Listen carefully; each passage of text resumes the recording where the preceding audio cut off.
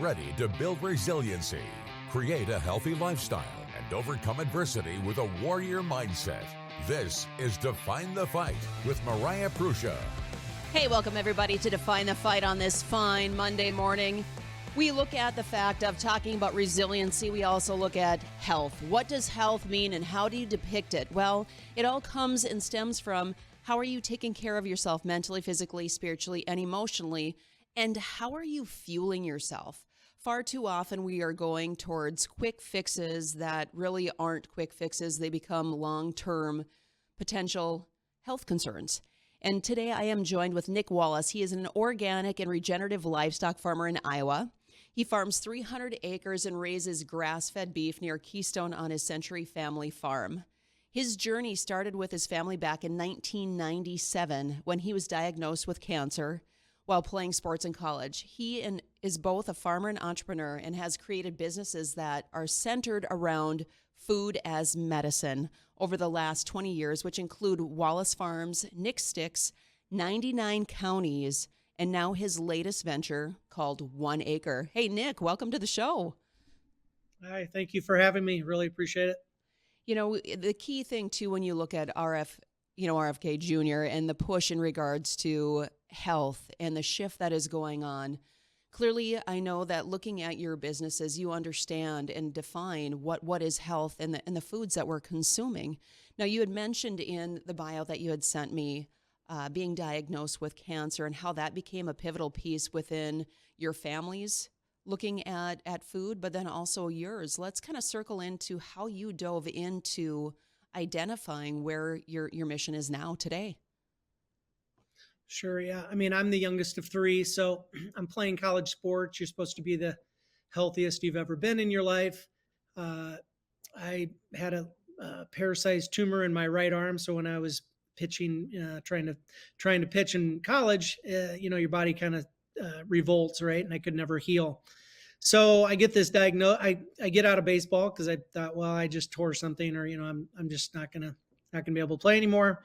And you go to the doctor and they tell you, oh, you have stage 3B cancer, and we're gonna do exploratory surgery to see if how bad it is, and then we're gonna give you 6 months of chemo. And so when you're 19, 20 years old, and your family gets that diagnosis, it's not just me, it's the whole family takes it personal.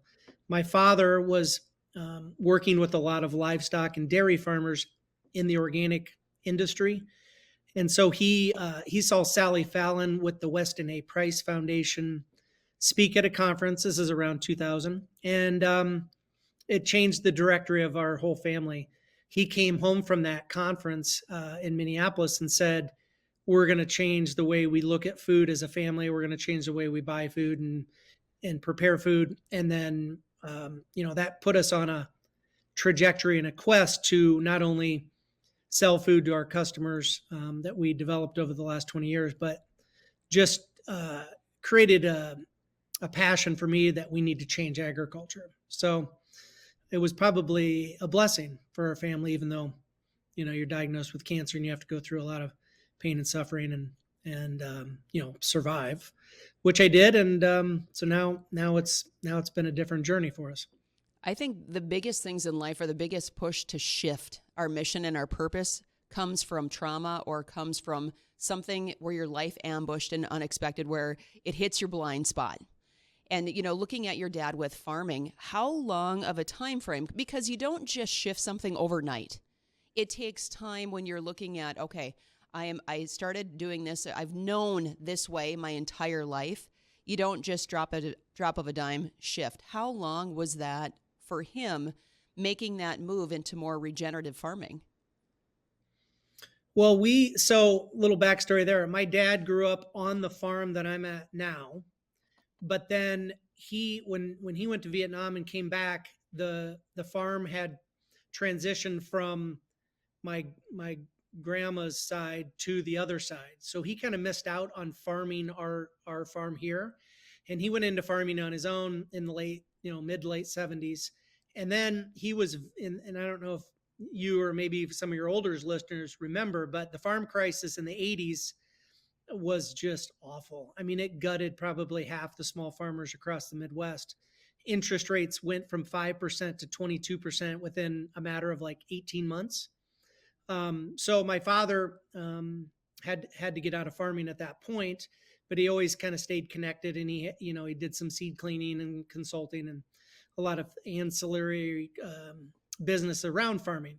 So when I was diagnosed with cancer and came through it, and I was finishing a culinary school in Colorado, I came back to Iowa, and I was young, single, no family. I was looking for, what's my life purpose? What do I want to do? And he suggested, hey, we have a Century Family Farm that's available now again. Why don't you get back into farm? Why don't you be a farmer? And why don't we do it together? And I can give you the knowledge that he had up until, the 80s, and the bank decided he needed a new profession. But so that's kind of how it circled back, and it's kind of a cool thing to think about. But yeah, I'm sitting here on the Century Family Farm, and it took us 4 to 5 years just to get the earthworms back on this farm. So, it had been chemically farmed for the last, 25, 30 years. And the soil will come back, but it does take a little bit of time. So that was kind of the transition back to where we're at now. I think a lot of people don't recognize the damage that's done to the soil. They don't look at the soil in regards to, hey, how damaged is it from different things that are used? And I know, again, a lot of things are taught generationally. Like, this is how we've always done it, and this is how we want to stick, because of the fact of we know roughly how much yield is going to come off of this field in general, and it puts food on our table for our family. But the reality is, instead of just looking at your corn or looking at how the crop is, we have to go deeper. Literally, we have to dive into the dirt, because if the soil is bad, then what is it producing? And how healthy is the actual crop that is coming off of that land? But shifting into where you're at now, you've done a lot of different businesses, and we're going to dive into those here shortly. But what have you learned along the way? How was that path from conventional diving in with your dad to then now shifting into that regenerative? What were some of the lessons early on, or some of the struggles that you saw along the way? Well, we hit, and this is 2003, we started, as websites were just kind of starting to become a thing, which is hard to think that in 20 years we've gone from, building a website was kind of a unique proposition to now you could build one on your phone in a matter of minutes. So we hit that at the right time. Like, there just wasn't grass-fed beef. And my dad, bless him, he was a visionary. He came back and said, oh, grass-fed beef is going to be in every grocery store in 10 years. And I mean, this is the way to farm. This is the way to raise meat. It's healthier. People are going to instantly flock to this. Well, it took a lot longer to get it in, every grocery store. And now people know what grass-fed beef is. It's, it's in Costco, it's in Aldi's, it's everywhere. It was about 15 years. He said 10, but so we had it pretty good. I had to do a lot of guerrilla marketing, and I mean, it was a lot of boots on the ground, and you would find those unique people that would resonate with what we were saying was food's medicine, and we have to get back to grass-based agriculture. So it was very hard to find those people, and it kind of had to really beat the streets to do it. Now, once we had them as customers, they were very loyal, and it was our retention was great, and things were, we were on an ascent for a long time.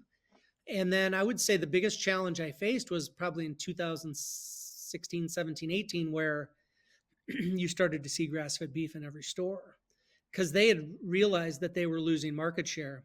So these corporations that ran these grocery stores wanted to do grass-fed beef, but grass-fed beef doesn't have any infrastructure to it. I mean, it's a bunch of smaller farmers that don't have 1,000 head that they can place in 1,000 grocery stores.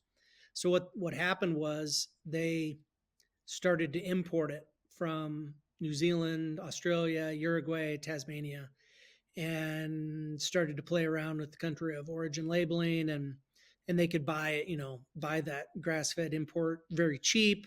And there was even some grass-fed, quote unquote, here in the States, where they'd put them in a feedlot and feed them distillery, ethanol distillery byproducts and soybean hulls. And so, I mean, it's always about the margins and cutting cost and trying to squeeze the farmer, right? So, anyway, that's kind of been the journey. And so now I've been reinventing myself each time that you see that there's an impasse or there's a change in the marketplace. So Wallace Farms was built and was great for 20 years. And I saw a change that needed to happen. And I was really trying to look at how do we change Iowa? That's constantly my dream, is how do we turn Iowa back into producing food? Right. What happened was in the late 70s, 80s, Earl Butz is kind of that I think he was Secretary of Ag, I think Reagan's guy. And it was fence row to fence row. And we really lost the sovereignty of the farmer. And the sprays started to come in, the GMOs. So it's like, an all one bottle approach. Plant this seed, spray this, and throw on some fertilizer, and you're good to go. And so farmers started to stopped paying attention to the soil, and they just needed the soil. They didn't even care if it was soil. They just need the soil to hold up the plant so that they could put the input in and then they can take it out. And so they're essentially, what we're kind of doing is we've been mining the soil for the last, post World War II, and we're not growing food anymore. Well, and that's a key thing, is that we want to circle back to growing food. And I know that you and your family are currently doing that right now as we speak. You have a variety of different businesses that you've had in the past that you brought to a certain point. I know that you've sold, but along that way has led you to where you're currently at. Let's talk about the stepping stones that have led you into One Acre. Sure. Yeah. So the first business we created almost little more than 20 years ago was called Wallace Farms. And that was just a guy at the back of a truck. I was farming in both. I wasn't processing, but I was working with a bunch of small local artisan processors and butchers, and we were making high quality vacuum sealed frozen meat right from my farm and others. So I did that for a long time. And then I just had an itch. Even though we were successful, I just wasn't seeing any progress across the Iowa landscape, really for 20 years. Yeah, there was some more farmers markets and there were some more small farmers popping up. But as a whole, Iowa's about 30 million acres, and we literally farm fence row to fence row, pretty much GMO corn and soybeans. And so I was frustrated probably in the last 5 years that we weren't making any progress. So I thought, well, what's the solution to that? And I had a idea come to me one day, and it was called 99 counties. That's how many counties are in Iowa. I wanted to turn back and turn on a regenerative organic farmer in each of the counties raising beef, pork, or poultry. So I was running numbers about what that looks like. And if you turned on 99 counties and you turn on a farmer in each county or more than one, and you start a platform where you're collaborating with them and bringing all of their food through the process, artisan local processors, which those are a dying breed too. My dad talks about, when he was a kid, there was a small local butcher in every town. Now it's hard pressed to find a local butcher in each county, really.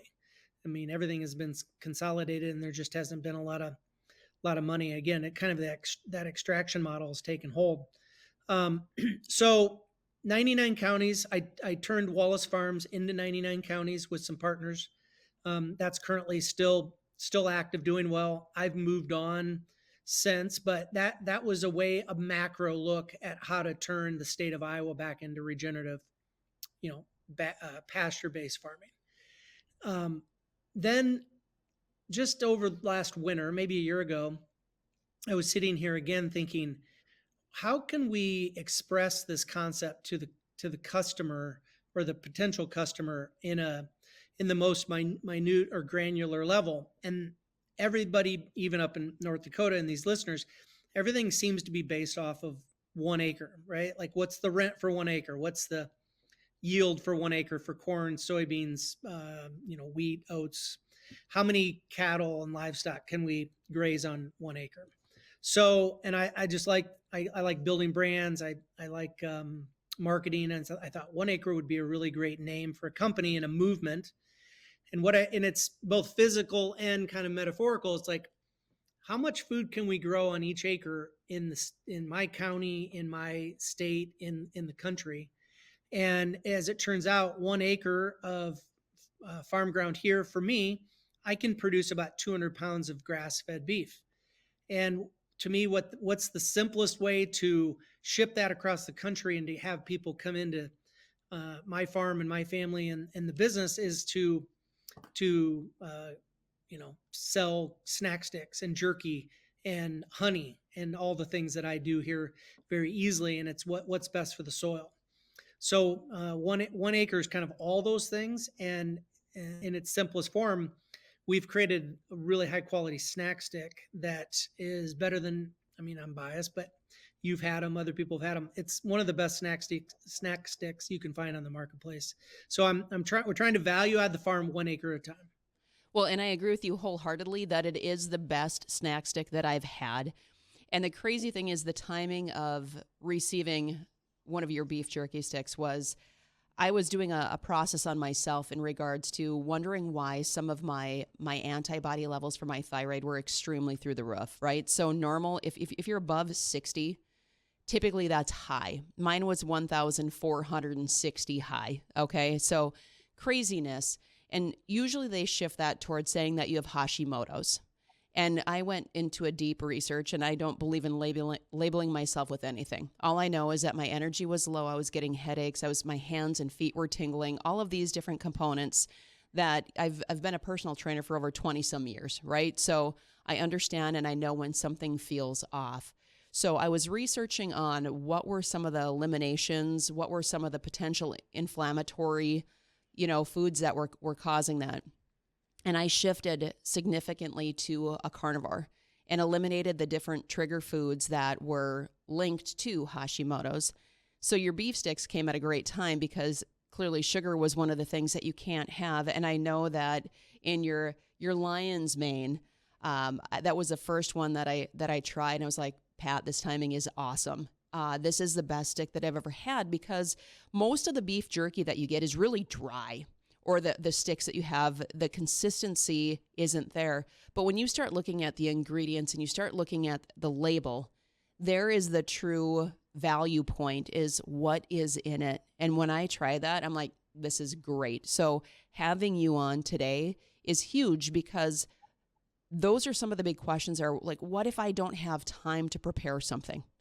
What if, if I'm at a gas station or whatever, well, don't go to a gas station. Sometimes it's hard to prep your food and it's better to grab something, right, that has some protein content also to subside some of that, curbing that appetite and a healthy source. So I am grateful that your sticks, the 1 acre sticks came into play when they did. And man, I'm with you on that. They are the best because I've tried all of them in natural grocery stores across the country, and this one is the top dog. I can tell you that right now, Nick. Well, I appreciate it very much. We worked very hard. It took us like 4 or 5 tries to get this snack stick kind of dialed into where I wanted it. And you mentioned the lion's mane. I just thought it was a unique opportunity. If people don't know about lion's mane, the mushroom, it just has a wide range of health benefits. We also use shiitake mushroom powder, and then the secret weapon in the lion's mane that makes it so good is black Italian truffle salt. So again, my culinary, when I went to culinary school, I just have a passion for like cooking and flavors, and yeah, a lot of the sticks out there they just kind of all taste the same. They're mass produced. Some of them have better ingredients and better profiles than others, but they don't seem to have a personality, and they don't have that artisan feel. And so I'm working with a guy in Southwest Wisconsin, and he's just like old school artisan smokehouse guy. And he's a young, my age. I don't know if I'm young anymore. I'm 47. I think he's my age, but former Marine guy, family guy, and he just got tired of being an engineer and wanted to get into like charcuterie and salamis and sticks. And so he's a great partner. And again, it's like turning back on these small artisan, they're artists with food, right? Like we've forgotten that food should have a story, it should have flavor, and it should be good for us. It should nourish us. And if you're really hungry, can't get somewhere. A snack stick or two is, buys you 3 or 4 hours and is really good for your body. So 100%, 100%. Yeah. So Nick Wallace is joining us, and he is the mastermind behind 1 Acre beef sticks and jerky. And I want to go into the ingredients, Nick, because most of the ingredients that we see on other labels, you can't pronounce them, so you probably shouldn't buy them. So let's dive into what ingredients you have put inside of the jerky and then the sticks. Sure. Well, let's start with what's currently been the norm in the industry is people are using essentially like the scraps, the cheapest amount of trim and other products that will go into a snack stick. Then they mask it with flavor enhancers, stabilizers, and it just becomes a chemical list of problems for most people. And digestion is usually a problem. So you get that a lot. So if what I wanted to do was create the most simple, straightforward snack stick we could with the highest quality ingredients. So we're taking 100% grass-fed beef. That's another thing that, people are cheating a little bit on. They're calling it grass-fed, except for the last couple months where they might feed it grain or comes out of a feedlot. So truly is a great grass-fed beef product to start. You take the high quality trim, protein and fat, like an 85-15 is, kind of where we're at. Because if you get too fatty, you get that film kind of on the top of your mouth that you don't want. And so you want a good, you want something for the palate that's smooth. And then we add salt. We add the preservatives now aren't chemical preservatives. We're using like a cherry powder and a Swiss chard powder. We use citric acid as a stabilizer. And essentially it's that and the flavoring. So we have 4 kinds of peppers in our spicy bee, and we use a raw honey. So we don't use any refined sugars or high fructose corn syrups. You'll find those a lot, or yeast extracts. We're using 4 kinds of peppers, garlic, onion, mustard, things like that, and the beef trim. And then with the lion's mane, like I said, we're using a couple different kinds of mushroom powder, lion's mane and shiitake, and then a black truffle salt, which is kind of my special ingredient for that. I don't think anybody's ever created that on the marketplace. And then the original, we call the OG, the original grass-fed, is simply just the trim and some of those lighter seasonings. And again, no honey in that. So, touching on the honey real quick, we have a friend of ours who has a lot of hives, and he travels around the country, doing pollinators for the almond industry. And then down south, he does drops them off in the winter. But here on my farm, he drops them off for June, July, and August. And just 25 hives created 1,500 pounds of honey. So most people don't realize how important bees are. I think it's in the news more now than it has been. But if we don't have bees flying and pollinating, you can just kiss humans goodbye. So I think it's super important for us to bring back the bees.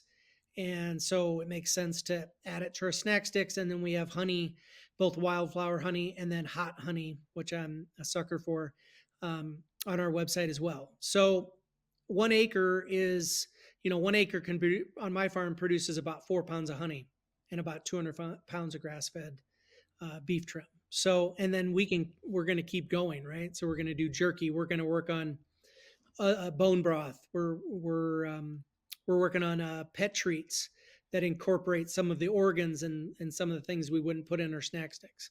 So that's the exciting part, is that imagine all the things you can grow on 1 acre and then expand that to 30 million acres in Iowa, and then, North Dakota and beyond. So, Well, and that's what it's all about. We had a conversation last night too about what can you grow on 1 acre. And one of the examples you said that is on 1 acre, you could grow 30,000 pounds of tomatoes. And I think we get stuck in this fixed mindset that we need a lot of acres to produce a lot of food, when in all actuality, you don't need much. And I think it's shifting that mindset on, hey, we can grow our own food. And we've been compiled with different things too about like weeds. I'm going to throw that out there. Kill the weeds, kill the weeds, kill the weeds. Well, we ended up getting a huge bag of wildflowers and wildflowers, and then just native grasses. And we found a plethora of different things in an acre on our farm, which is about 11 acres, because I wanted stuff for the bees, because we also have bees. And we found wild cabbage, we found motherwort, we found all of like lamb's quarter, all of these different things that have natural healing properties. And if people aren't sure, like, get the plant identifier, start looking up, and then really do research on what some of these things are that have healing properties. Same with dandelions. We were trained when we were younger, buy Roundup, kill the weeds. Well, why are we killing things that have multiple properties that can benefit us as individuals in our health? It's crazy, and I wish I knew then what I know now, because then some of the things would have been shifted into a different direction faster than later. Right. And I think that's the frustrating part for me is, I came to this through a diagnosis, through pain and suffering, which most people generally don't change until something really affects them. And unfortunately, I mean, as you know, and I think even the listeners, I mean, this country is as sick as it's ever been. Mm-hmm. I mean, we are just bombarded with environmental toxins from the air, from the soil, the water. And so I think I've been frustrated for 20 years because I've been just trying to make change. And I would say now is a great time to be alive, because I think we maybe are finally reaching the top of the mountain here, and many other people are joining us and looking and saying, I think enough's enough. I think we need to start taking a hard look at what we're doing to our soil and to our water and air, and let's start taking a look at our food. Well, we're going through a great reset.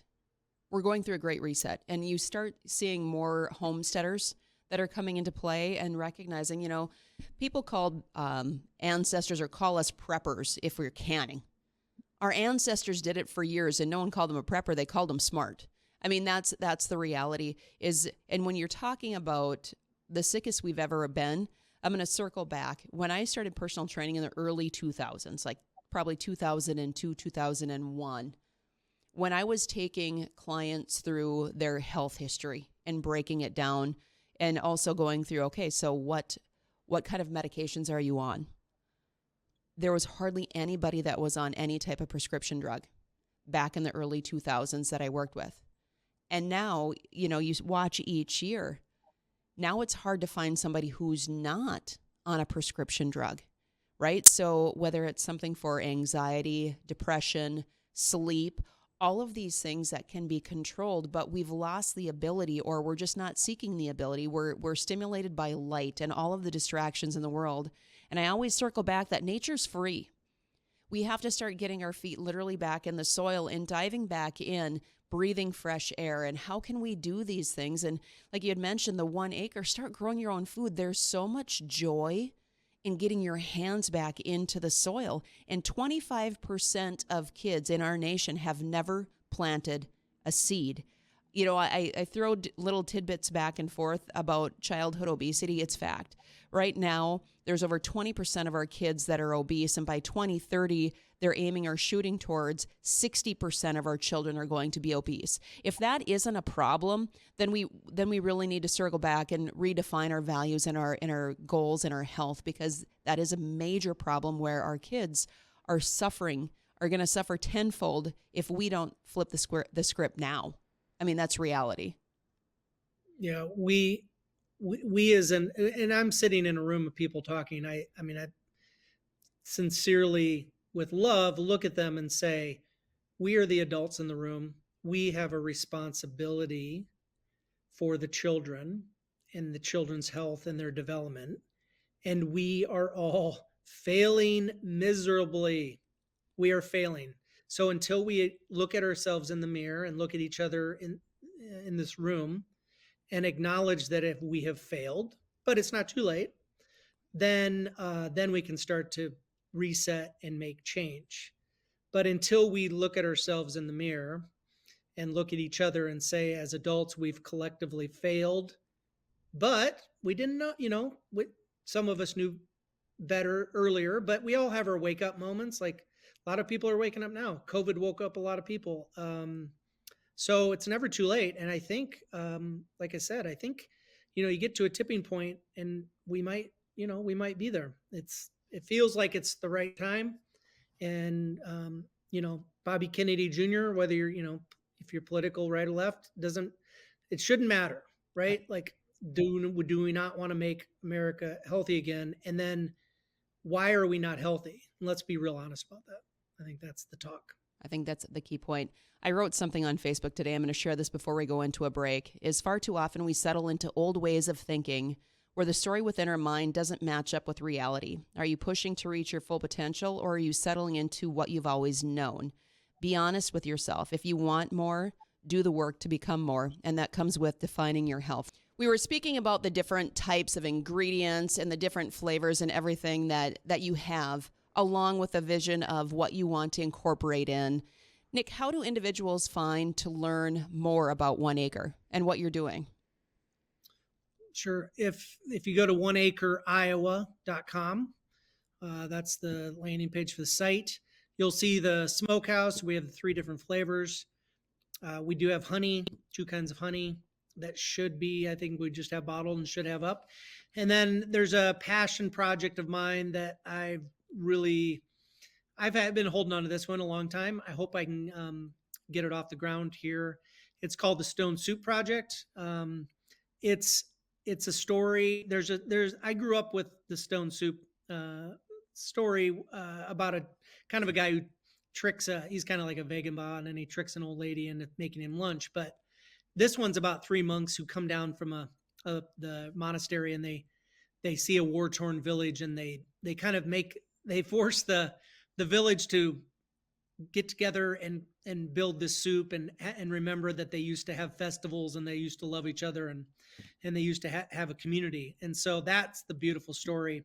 So my goal is with the Stone Soup Project is that we bring the farm to the city, and we get these kids, these farm kids, to befriend the city kids, and they all realize that food comes from the farms, and they all need to participate and learn how to cook and have festivals and get together. And then while they're doing that, the parents kind of come out of the house and wonder what the kids are up to, and the kids are building community, because this is going to be the next generation that's going to have to carry this torch. We have to do better and reset, but essentially it's going to take a while to get out of this and to heal the soil. So why not start to plant those seeds with the next generation? So yeah, go to One Acre Iowa, and I would love for the listeners, just it's $50 a month minimum. You can get a subscription, a cool box that lands on your door, and you got a month supply of really great snack sticks, and that your dollar means something. That's my big thing here, is what I want to leave people with is, money is energy. That's all it is. And put your energy and give your energy to other people that you want to do good with that energy. So by you giving me your energy in form of money, I'm going to take that money and turn this landscape and this farm into food and give that energy back to you. And so we're compounding this energy. And then as soon as my farm's filled up and maxed out, I'm going to the next farm and the next farm. And so could you imagine if we could turn on hundreds of thousands of farms just by 1 acre at a time with each customer? So that's kind of my long-term vision. And I love the fact that you're talking about energy, because it becomes an equal exchange of energy. When you're providing something and people are providing back, that's what life is all about. And how can you link arms for a bigger vision where if you want health, then invest in your health? That's really what it comes down to. You're not going to find a high quality product at Walmart. You're just not. So it's making sure that you support local farmers, because you know what, the key thing is they're putting in so much time, sweat equity, and they're trying to build for their family is really what it comes down to. So when you see farmers markets and all of these small shops that are up, and I know you had mentioned one time too that in one of your previous businesses you were delivering meat to different locations with your food truck, right? Yep, in the back of the truck. Yep, I'd have a bunch of people meet me in a parking lot in their town or their suburb. They'd come to, I'd go to them and they'd come to me the last mile. And we did that for a long time. And those people were just so grateful. They were always thanking me and paying me money and thanking me. Well, it was them giving me their energy, right? And I might be in a bad mood or whatever when I show up and I'm there for 2 hours, but always, every single time, by the end of the delivery, I was always in a good mood. I had more energy than when I showed up. And you can only equate that to the people that showed up. They were so grateful that they were coming to pick up high quality food for themselves and their family.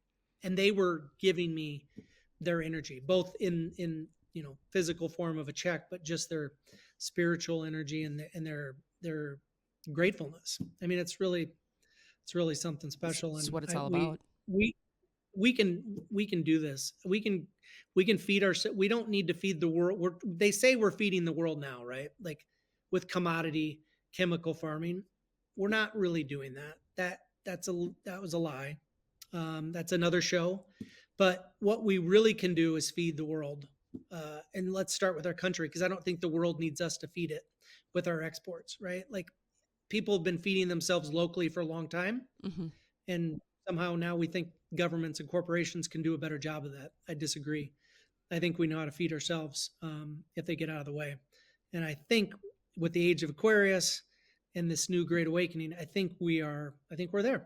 I think that's the new track that we're on. I agree with you wholeheartedly. So it's like when you know your food, then you can own your health. And that's really what it comes down to. So if you guys have more questions, or if you want to check out the beef sticks or the jerky, I highly recommend supporting somebody who is very clearly passionate but understands the importance of ingredients in your food. It's oneacrefarm.com. If you want to use the promo code Define the Fight, you guys go in there.